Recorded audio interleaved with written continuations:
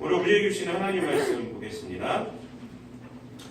요한복음 19장 26절, 27절. 예수께서 자기의 어머니와 사랑하시는 제자가 곁에 서 있는 것을 보시고 자기 어머니께 말씀하시되 여자여 보소서 아들이니이다 하시고 또 그 제자에게 이르시되 보라 내 어머니라 하신대 그때부터 그 제자가 자기 집에 오시니라. 아멘. 이번 주는 사순절 5번째 주일을 우리가 지키고 있습니다. 오늘 읽은 본문 말씀을 가지고 보라 내 어머니라 라는 말씀 제목으로 함께 은혜를 나누도록 하겠습니다. 오늘 본문은 두절뿐이 안 되기 때문에 설명할 것도 없습니다. 여러분 다 읽어서 다 아시겠습니까? 오늘 본문은 예수님께서 자기 육신의 어머니 마리아를 이제 보면서 사랑하는 제자라고 지금 지칭하고 있는데 요한입니다. 이 사도 요한을 이제 말을 합니다. 요한복음의 저자. 이 사랑하는 제자에게 자기 어머니를 지금 부탁하는 거예요. 지금 부탁하고 있는 것이 오늘 본문 말씀입니다. 근데 오늘 본문 말씀을 우리가 좀 곰곰이 좀 생각해 보면 이 마리아를 제자 요한에게 예수님께서 지금 부탁하시는 것은 좀 이상한 것입니다. 사실은. 그 이유를 우리가 좀 이렇게 생각을 해 보아야 할 필요성이 있습니다. 왜 그러냐면 예수님께는 형제들이 있어요. 예수님은 성령으로 잉태했지만 이 마리아는 아들들이 있습니다. 성경에 이제 언급한 아들들이 마가복음 6장 3절에 보면은 4명이나 있습니다. 그래서 야고보, 요셉, 유다, 시몬이 그 마리아의 자제임을, 예수의 형제임을 성경이 이렇게 나타내고 있습니다. 밝히고 있어요. 그러니까 형제가 지금 있음에도 불구하고 이 예수님께서 그 마리아를 지금 제자들에게 부탁하고 있다. 그것을 좀 생각을 해 보셔야 합니다. 이 많은 분들이 이제 어떻게 설명을 하냐면 이제 몇 가지로 설명을 하는데 형제가 있음에도 요한에게 어머니 마리아를 부탁하신 것 중에 설명 하나가 뭐냐면 예수님의 그 형제들이 예수님에 대한 신앙이 없기 때문이다라고 이렇게 설명을 합니다. 이때까지는 없었을지 모르지만 예수님이 십자가에 달리시고 부활하신 이후에 이 형제에게 나타나요. 야고보에게 나타납니다. 야고보가 이 형제 야고보입니다. 그 예수님에 대한 신앙을 갖게 됩니다. 이 야고보는요, 예수님의 형제 야고보는 초대교회 때 베드로하고 쌍벽을 이루는 초대교회 지도자가 돼요. 사도행전 말씀에 보면은 순교를 당합니다. 그리고 이 야고보서를 이 야고보가 지은 거예요. 또 형제 중에 또 유다가 있어요. 유다도 마찬가지입니다. 유다도 성경에 유다서를 지은 사람. 그러니까 예수님의 형제들이 이렇게 초대교회 때 신앙을 가지고 예수님에 관한 신앙을 가지고 활동을 많이 했습니다. 그러니까 지금 상황에서는 예수님에 대한 신앙이 없겠지만 십자가 달리실 때는 부활하시고 나서는 금방 이제 신앙을 이제 갖게 됩니다. 근데 이 짧은 시간 때문에 마리아를 그 사도 요한에게 부탁했다라고 설명하는 것은 신앙이 없었기 때문이다라고 설명하는 것은 좀 부족해요. 마리아를 요한에게 부탁한 것으로는 좀 부족합니다. 또 하나의 설명이 뭐냐면 예수님께서 마리아를 잘 못 모셨기 때문에 그동안 하나님의 일을 하냐고 잘 못 모셨기 때문에 돌아가시면서 미안한 마음에 죄스러운 마음에 요한에게 부탁을 한다라는 그런 설명도 있는데 여러분 예수님은 33년을 이 땅에서 사셨습니다. 그 3년을 공생애를 보내셨어요. 그 30년은 누구랑 살았을까요? 30년은 마리아랑 살았어요. 그리고 이 3년 동안의 세월 그걸 못 모셨다고 그것이 죄책감이 들어서 이렇게 했다는 것은 좀 우리가 이제 부모님을 못 모셨기 때문이다라는 것은 우리가 이제 자녀된 도리로서 이해를 합니다. 그 마음은 몇 년 못 모셨든 며칠을 못 모셨든 그것은 자식된 도리로서 그거는 죄성스러운 마음이기 때문에 우리가 이해할 수 있는 그러한 공감 어린 그런 해석이 되기는 하지만 여러분 이러한 해석은요 다른 동생들을 무시하는 거 아닙니까? 다른 동생들을 무시하는 거예요. 예수님은 3년 못 모셨어요. 근데 지금부터는 다른 동생들은 평생 못 모셔요. 그치? 그러면 다른 동생들은 더 미안해요. 자신의 미안함을 해소하고자 평생토록 동생들에게 그런 미안함을 갖게 한다. 그거는 이것도 그래서 좀 설명이 좀 부족합니다.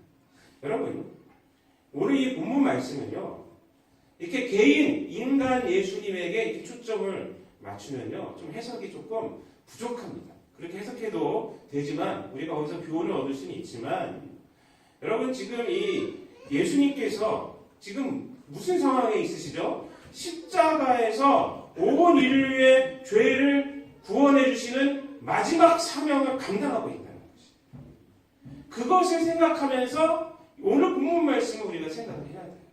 그냥 피상적인 교훈을 얻고자 생각하는 것이 아니라 여러분 요한복음에서 오늘 위치가 어떤 위치냐면은 예수님께서 사람들을 향해서 성육신 하신 동안에 사람들을 향해서 말씀하시는 마지막 말씀이에요.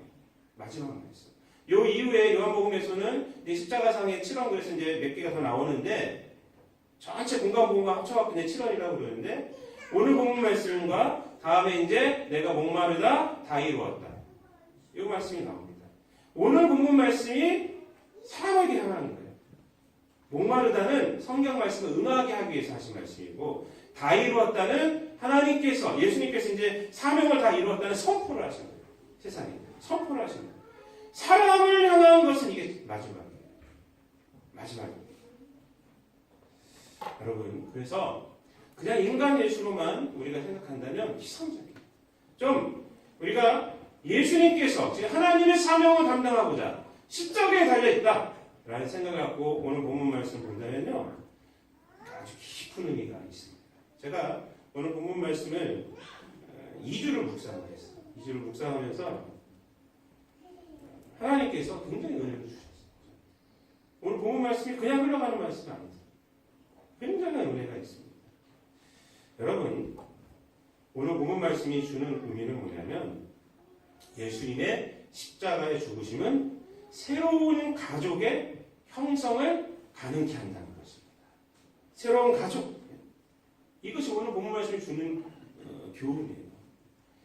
예수님의 십자가의 죽으심은 새로운 가족을 형성케 한다. 여러분 카톨릭에서는요. 이 본문을 마리아에게 초점을 맞춰요. 마리아에게. 그래서 오늘 본문 말씀을 통해서 무엇을 주장을 하냐면요. 마리아가 특별한 사람이라고 그러잖아요. 카톨릭에서는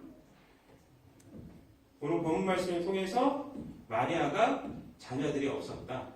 그래서 예수님을 잉태하고 나서도 동정녀로 살았다라고 주장을 합니다. 왜? 예수님이 이렇게 요한에게 부탁하고 있지 않느냐 하면서 그렇게 주장을 해요. 그래서 예수님, 이 마리아는 평생 동정녀로 살다가 승천한다. 여러분, 마가복음에 나오는 예수님의 형제에 대한 얘기도 다 무시해요. 잘못된 거죠. 여러분, 우리 개신교에서는요, 마리아를 특별하게 우리도 생각합니다. 그렇죠? 예수님의 어머니니까. 그런데 마리아가 특별한 것은 왜 특별하냐면 마리아가 예수님의 어머니 된 존재 때문이 아니라 예수님의 어머니가 되기 위해서 하나님의 말씀에 순종하였다는 것이에요. 그것이 특별한 거예요.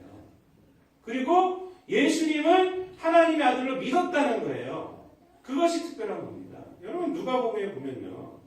처녀로서 요셉하고 같이 약혼자로 있을 때 배가 불러오기 시작했어요. 그쵸? 깜짝 놀랐죠. 천사가 나타났어. 너 잉태했다? 이러니까 깜짝 놀라요. 아니 제가 처녀인데 어떻게 이런 일이 있을 수가 있습니까? 그러니까 천사가 가브리엘 천사가 설명을 합니다. 설명했을 때 뭐라고 말합니까? 주의 여종이오니 말씀대로 내게 이루어질지어다. 누가복음 1장 38절 말씀. 주의 여종. 여러분, 약혼한 관계 속에서 가늠을 해갖고 임신을 하게 되면 돌로 쳐 죽어요. 마리아는 그런 위험에 처해 있는 거예요. 다른 사람들이 이해를 못 하잖아요. 다른 사람들은. 요셉이 알았어요. 요셉은 의로운 자이기 때문에 어떻게 했습니까? 가만히 끊고서 했다고 해요. 다른 사람들이 알면 율법이 회부가 됩니다. 그럼에도 불구하고 뭐라 그러냐? 주의 여정이오니 주의 말씀대로 이루어질지어다. 여러분, 이 순종이 중요한 거예요. 또 마리아의 예수님에 대한 믿음을 볼 수 있는 구절이 있습니다. 우리가 잘 알고 있는 요한복음 2장이에요. 가나의 혼인잔치. 여러분, 거기서 무슨 기적이 일어나죠? 물로 포도주가. 남자들은 잘 알아요. 술을 만드셨다고. 그래갖고 잊지를 않아요. 이게. 물로 포도주를 만든 사건. 여러분, 이 구절에 보면 마리아의 믿음을 볼 수 있어요. 혼인잔치에서 포도주가 떨어졌어요. 큰일 났어요. 그러니까 마리아가 예수님께 찾아가요. 포도주가 떨어졌습니다. 예수님이 뭐라 그래요? 오늘 똑같이 말해요. 여자요. 이 일이 나와 무슨 상관이 있습니까? 아직 내 때가 이르지 않았습니다. 근데 마리아가 뭐라 그래요? 그래서 그만둡니까? 종들에게 갑니다. 종들에게 가서 뭐라고 하냐면 예수님이 하라는 대로 해라.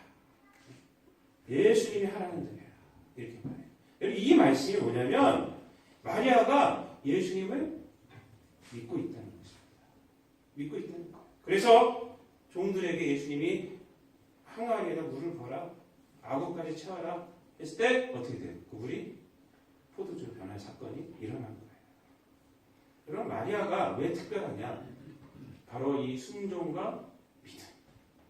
그것이 있기 때문에 특별한 거예요. 특별한 거죠. 그러나 카톨릭은 예수님의 어머님이라는 그 존재 초점을 맞추고 있어요. 그래서 자꾸 마리아를 신격화시키는 거예요. 신격화시키는 거예요. 오늘 본문 말씀도 잘못 이해하고 있는 것입니다. 여러분, 오늘 본문 말씀은 마리아를 신격화하는 말씀도 아니고요. 예수님의 어떤 인간적인 교훈을 우리가 받을 수는 있겠지만 그것만도 아니고요. 예수 그리스도의 십자가의 사건을 통해서 새로운 가족이 만들어진다. 라는 것입니다. 새로운 가족. 그리고 나아가서 새로운 가족을 형성하라고 우리에게 명령을 내리시는 거예요. 명령을 내리시는 거예요. 어머니 마리아에게 제자 요한은 새로운 아들이에요. 제자 요한에게 마리아는 새로운 어머니입니다. 이 새로운 연결. 이것이 예수 그리스도의 죽음으로 가능하게 됐다. 예수 그리스도의 죽으심을 통해서 새로운 가족의 창조가 일어난 것이죠. 여러분, 이 새로운 가족의 탄생이 의미하는 것은요, 우리에게 큰 용기를 줍니다. 왜냐하면 예수 그리스도의 십자가는 무덤을 향하는 것이 아니라는 것입니다. 예수 그리스도의 죽음이 마리아의 슬픔으로 끝나는 것이 아니에요. 그 인간적인 슬픔으로 끝나는 것이 아니라는 것입니다. 예수 그리스도의 죽음이 이 제자들에게 절망으로 끝나는 것이 아니라는 것입니다. 실패가 아니라는 것입니다. 예수는 쫓았던 것이 실패가 아니라는 것입니다. 예수 그리스도의 죽음은 마리아와 요한을 하나로 묶는 것이라는 거예요. 하나로 묶는 것. 새로운 가족을 형성시키는 것. 그래서 예수 그리스도의 죽으심은 탄생이에요. 창조입니다. 새로움입니다. 생명입니다. 믿으십니까, 여러분? 네. 여러분, 사람들에게 십자가는 두려움이었어요. 죽음이었어요. 십자가는 비참함이었어요. 그러나 예수 그리스도는 십자가에서 그렇게 말하지 않습니다. 예수 그리스도의 십자가는 다릅니다. 부활을 향한 걸음이고 절망에 대한 희망의 외침이고 죄를 향한 승리의 외침입니다. 오늘 예수님은 우리에게도 동일하게 말씀하고 있습니다. 우리는 타인으로 둘러싸인 세계에서 살아가고 있어요. 타인. 함께 얼굴을 보고 살아가지만 타인이라는 존재가 뭔지 아세요? 생명의 연결이 없다는 거죠. 그냥 대중의 세계에서 살아가고 있어요. 사람들은 많아요. 근데 거기서 나와 연결된 사람은 하나 없어요. 그냥 대중. 그리고 대중에 숨으려고만 하는 것이. 하나는 아파트가 얼마나 사람이 많이 있습니까? 근데 연결이 하나도 되지 않고 있어요. 신앙생활조차도 숨어 생활하는 것이 편해지고 있어요. 그래서 자꾸 그렇게 신앙생활을 하거든요. 이것이 현재 우리가 살고 있는 세상입니다. 이런 세상에 예수님은요, 십자가에서 우리에게 말씀하는 거예요. 보세요, 아들입니다. 보아라, 네 어머니다. 타인을 향해서. 여러분, 이 말씀 속에서 우리는 보라는 말씀에 우리가 좀 주목을 해야 합니다. 이 말씀은 십자가를 통해서 타인을 보라는 것입니다. 예수님을 통해서 타인을 보라는 것입니다. 함께 살아가고 있는 타인을 예수님을 통해서 보라는 거예요. 죄는요, 타인을 경쟁자로 생각합니다. 그래서 끊어버립니다. 죄가 주는 평화는 뭐냐? 타인의 불행을 외면하여서 얻은 그런 평화. 그래서 사람들이 계층을 만들고 계급을 만들어서요, 타인의 불행을 합리화해요. 우리하고 틀리니까, 우리하고 다르니까 당연한 거예요. 이렇게 세상을 볼 때 우리는 결코 타인과 함께 할 수 없습니다. 타인을 경쟁자로만 보는 세상에 여러분 결코 아름다움은 없습니다. 타인을 외면하여 갖게 되는 평안은 진정한 평안이 아닙니다. 십자가에서 주님은 서로를 어머니로서, 아들로서 보라! 십자가를 통해서 타인을 볼 때 의미 없는 사람은 한 명도 없습니다. 여러분, 로마서 14장 15절 말씀에서 보면은 사도 바울이 교회에 문제들이 일어났을 때 성도들끼리 문제를 위해서 내세우는 것이 예수 그리스도의 십자가의 죽으심이에요. 이렇게 말합니다. 만일 음식으로 말미암아 내 형제가 근심하게 되면 이는 내가 사랑으로 행하지 아니함이라. 그리스도께서 대신하여 죽으신 형제를 내 음식으로 망하게 하지 말라. 무엇을 내세워요? 예수 그리스도의 십자가를 내세워요. 예수 그리스도의 죽음으로 그 형제들을 보라는 거예요. 다투지 말고 형제들을 보라는 겁니다. 여러분, 태양빛을 바라보면 어떻습니까? 그냥 눈이 부시죠. 프리즘이라는 것을 통해서 보면요, 거기 7가지 색깔이 나타나요. 스펙트럼 7가지 색깔이 이 프리즘을 통해서 봤을 때 그 아름다운 색깔이, 태양빛이 아름다운 색깔이 나타납니다. 여러분, 우리가 십자가를 통해서 타인을 볼 때, 세상 사람들을 볼 때 가능성이 보여요. 그 사람의 가능성이 보여요. 왜? 예수 그리스도께서 그 형제를 위해서 죽으셨기 때문에. 결코 남이 아니에요. 남이 아닙니다. 여러분, 인간에게 있어서 아름다움이 뭔지 아세요? 세상의 아름다움은 자연의 아름다움을 우리가 보기 때문에가 아닙니다. 인간 상호 간의 관계가 원만해질 때 세상이 아름다워지는 거예요. 그렇죠? 그러려면 어떻게 해야 됩니까? 우리가 예수 그리스도의 십자가로 그 사람을 봐야 돼요. 봐야 돼요. 죄는 관계를 다 깨트려버렸어요. 에덴에서 아담과 하와가 하나님께 불순종함으로 하나님과의 관계만 깨진지 아십니까? 아담과 하와의 관계가 깨졌잖아요. 창세기 3장 12절 말씀. 그 후에 그 자녀의 관계가 깨졌어요. 가인과 아벨의 관계가 깨졌어요. 최초의 살인이 형제 간에서 드러나는 거예요. 창세기 4장 8절 말씀. 죄예요, 죄. 나아가서 창세기 4장 23절, 24절에서는요, 라멕이라는 사람이 깨어진 관계를 넘어서 관계를 깨뜨리게 하는 것을 자랑해요. 힘으로. 타인을 겁주어서, 두려움을 주어서 지배하기 쉽게 하려고. 그 힘이 내게 있다. 그 죄는 뭐냐면 관계를 깨지게 하는 것에서 나아가서 사람들로 하여금 관계를 깨뜨리게 합니다. 깨뜨리게 합니다. 그러나 지금 예수님은 십자가를 지시면서 그 죄를 저희 형벌을 다 짊어지시면서 말씀하시는 거예요. 새로운 연결, 깨어진 그 관계들을 다시 회복시키는 거예요. 여러분, 이 예수님께서 하신 일을 사도 바울은 뭐라고 하냐? 에베소 2장 14절 말씀에서 그는 우리의 화평이시라 라고 고백을 합니다.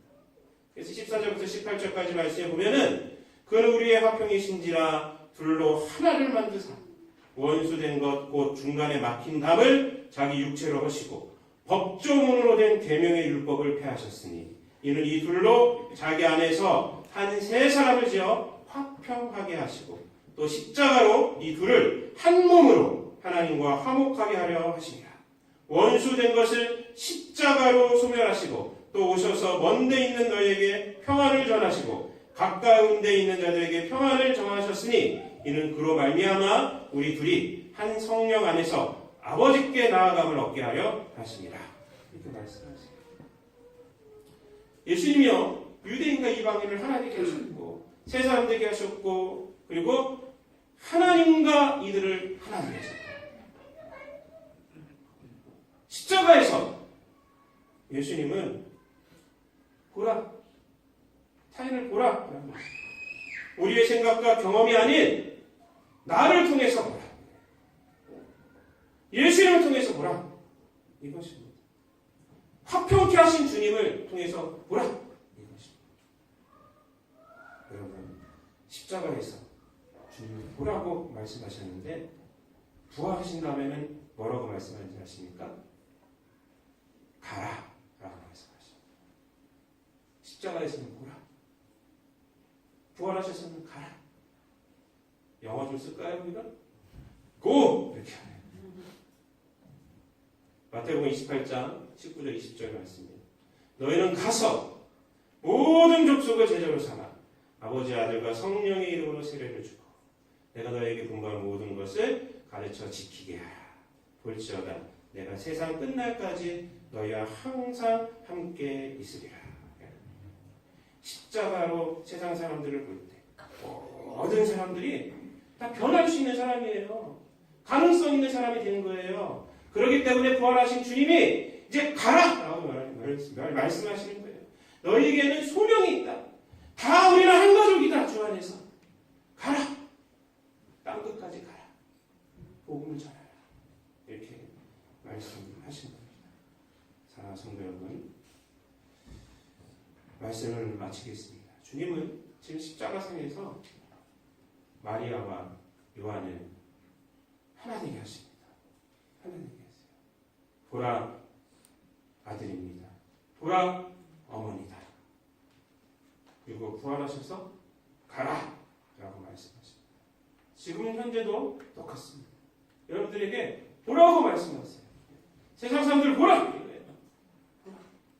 지치고 황망한 자들을 보라. 저가 바로 너의 아들이다. 저가 어머니다. 내가 하나가 된다. 우리의 가족이다. 그리고 가라 라고 명하시고 있습니다. 사랑하는 성도 여러분, 이 말씀을 기억하며 우리는 십자가로 봐야 되고 또 부활하신 주님을 또한 주님의 명령을 따라서 가야 합니다. 내가 있는 일터에서 선교사예요. 우리는 다. 내가 있는 가정에서 선교사. 우리 학생들 예배 드리는데 여러분들이 있는 학교에서 다 선교사예요. 기도하는 마음으로 누구를 만나도 우리는 하나님의 보내심을 받는 거예요. 십자가로 보며 그들에게 복음을 전하여야 합니다. 그럼 십자가를 통한 새롭게 볼 수 있음을 통해 그리고 부활의 주님의 가라는 명령을 통해 이 복음의 역동성 속에서 살아가시는 복음의 풍요로움을 맞이하시는 저 여러분 되시기를 우리 주님 예수 그리스도의 이름으로 축원드립니다. 기도하겠습니다. 사랑과 은혜가 풍성하신 아버지 하나님, 예수 그리스도의 십자가를 통해서 깨어진 관계를 회복하여 주시고 우리로 하여금 이 대중의 사회 가운데에서 아버지 하나님, 타인의 아픔이 나의 평안이 되는 삶이 아니라 타인을 십자가로 바라볼 수 있는 바라봄을 갖게 하여 주시고 또한 이 복음을 들고 우리가 나아가서 저들과 한 가족이 될 수 있게 하심을 감사를 드립니다. 주님의 십자가의 이 연결하심을 우리가 늘 기억하게 도와주시고 십자가로 보고 부활의 주님을 쫓아가는 우리 모든 성도들 되게 하여 주셔서 복음이 우리들 삶을 바꿔주셨는데 삶 속에서 복음의 역동성이 날마다 드러나는 우리 모든 성도들 되게 하여 주옵소서. 감사드리며 이 모든 말씀 우리를 구원하신 우리 구주 예수 그리스도의 이름으로 기도드리옵나이다. 아멘. 찬송가 219장 찬양하시면서 하나님 앞에 봉헌예물 올리겠습니다.